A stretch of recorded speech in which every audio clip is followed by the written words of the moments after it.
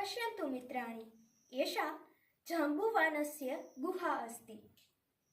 प्राचीनकाले श्रीकृष्ण उपरि स्वयंतकमण्याः चौरकर्मस्य आक्षेपः अभवत्।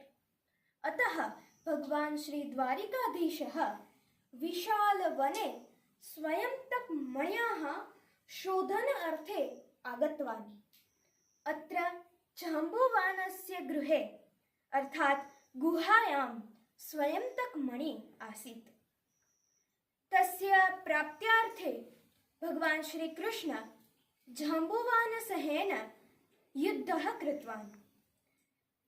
तत्पश्चात् विजयं प्राप्त्वा जाम्बुवानस्य पुत्री जाम्बुवती सहेन विवाहः कृत्वा स्वयंतकमणि सः द्वारिकामध्ये नयति स्म। मित्राणि, अत्र अनेकानि शिवलिङ्गानि अपि अस्ति। अतः भवन्तः सर्वे अत्र आगच्छन्तु तथा विशालगुहायाः दर्शनं कुर्वन्तु। जयतु संस्कृतं, जयतु भारतं। जय श्रीकृष्ण।